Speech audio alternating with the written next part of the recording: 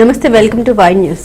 Doctor BR Ambedkar Konaseema జిల్లా ఐపోలవరం మండలం Guttinadivi ఉపమండలంలోని G Vemavaram గ్రామంలో హిందూ సమ్మేళనాన్ని అత్యంత వైభవంగా నిర్వహించారు. ఈ సందర్భంగా గుత్తినదీవి ముఖద్వారం వద్ద నుండి అతిథుల్ని అపూర్వ రీతిలో అప్పన్న ఎద్దు సంబరాలతో స్వాగతం పలికారు. దారి పొడవునా పరిసర ప్రాంతాలకు చెందిన ప్రజలు స్వాగతం పలికారు. అధ్యక్షులు చెరుకూరు కృష్ణంరాజరాజు అధ్యక్షతన జరిగిన సభలో విశిష్ట అతిథి పూజశ్రీ రాధా మనోహర్ దాస్ స్వామీజీ ప్రసంగిస్తూ హిందూ సనాతన ధర్మం ఎల్లకాలం ఉంటుందని, ఆధ్యాత్మిక భావాల్ని పిల్లలకు చిరు ప్రాయం నుండి అలవర్చాలని, ఆటల పాటలతో పాటు దేశభక్తిని కూడా పెంపొందించాలని, ప్రతి ఒక్కరు భగవద్గీత శ్లోకాలను నేర్చుకోవాలని కోరారు. ఆంధ్ర ప్రాంత కళాశాల విద్యార్థి ప్రముఖ్ బత్తుల అశోక్ మాట్లాడారు.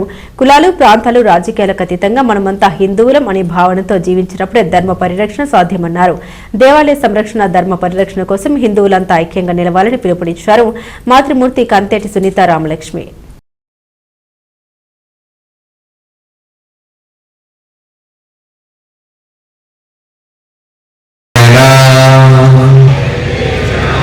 सर्वे जना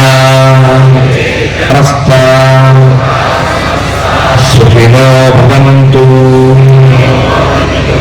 ओम असतो मा सद्गमय మన రెండో మైక్ వాడకండి, వాళ్ళు చెప్పింది పడతారు. జ్యోతిర్గమయ మృత్యోర్మ అమృతంగమయ.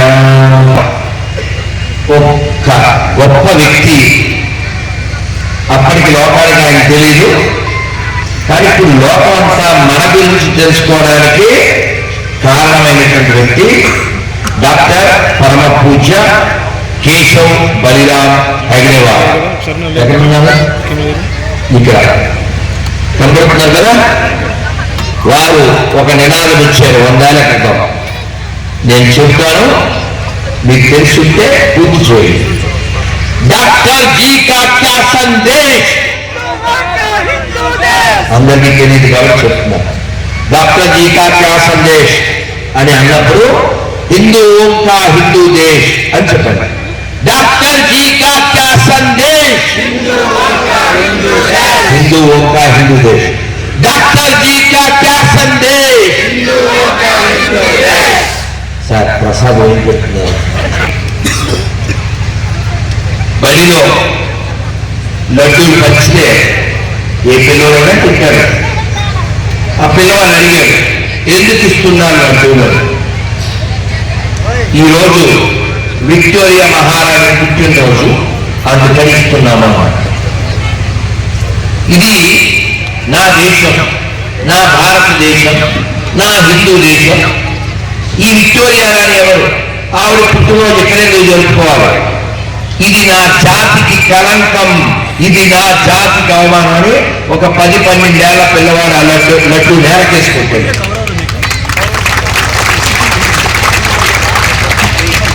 అది స్వాభిమానం కలిగినటువంటి బాలకేశవ్ యొక్క పౌరుషం. ఆ పిల్లవాడే పెద్దవాడై ఎన్నో కష్టాలకు వచ్చి డాక్టర్ అయి 1925 విజయదశమి నాడు మెహితేవాడ నాగపూర్లో ఒక మురికి వాడలో ఒక చిన్న బస్తీలో పిల్లల్ని తీసుకుని, ఎలా ఈ దేశంలో ఇన్ని సమస్యలు ఎలా వచ్చినాయి, ఎందుకు దేశం ఓడిపోతుంది, ఎందుకు విదేశస్తుల చేతులు వెళ్ళిపోతుంది, ఒకసారి మొఘలు, ఇంకోసారి డచ్ వాళ్ళు, ఇంకోసారి పిచ్చి వాళ్ళు, ఓసారి ఫ్రెంచ్ వాళ్ళు, ఇంకోసారి తురుష్కులు, హూనులు, సెక్కులు. అసలు సెక్కలైంది ఎందుకు వస్తున్నారు? ఎందుకు వస్తున్నారంటే మనం మనంగా లేవు, మనం ఘనంగా లేవు. దేశం గొప్పది, ధర్మం గొప్పది, కానీ తెలుసుకోకపోతే అది నిలబడదు. ఇప్పుడు నేను వస్తున్నాను ఊరేగింపుగా, అశేషమైనటువంటి హిందూ బంధువుల మధ్యలో కోలాటం, మాతో పాటు బసవేశ్వరుడు కూడా వచ్చాడు. అద్భుతంగా వస్తూ ఉంటే నాతో పాటు వచ్చినటువంటి కార్యకర్త వారు చెప్పారు, గురుగారిని ఇప్పుడు ఆ కనబడే హనుమంతుడి దేవాలయం గౌతముడి ప్రతిష్ట చాలా గొప్పదండి అని అక్కడ ఆగాము. వారు సన్మానించారు, ప్రసాదించారు. ఎవరు ఈ గౌతముడు? గోదావరిలో నది పక్కన మనం పుట్టి పెరిగాం. ఎవరు ఈ గౌతముడు? నాకు తెలుసు అన్నవాళ్ళు నిజాయితీగా చేయాలి. ఇప్పుడు వీడు గోదావరి, మా అసిస్టెంట్ సామలకొండ, వీడు బంగారకొండ, రమేష్. 10 చేతులు లేవలేదు రమేష్.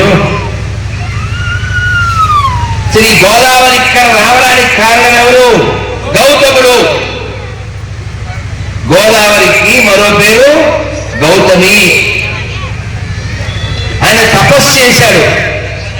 ఆ తపస్సు వలన గోదావరి వచ్చింది. ఎందుకు చెప్తున్నానంటే ఇది ఋషి భూమి.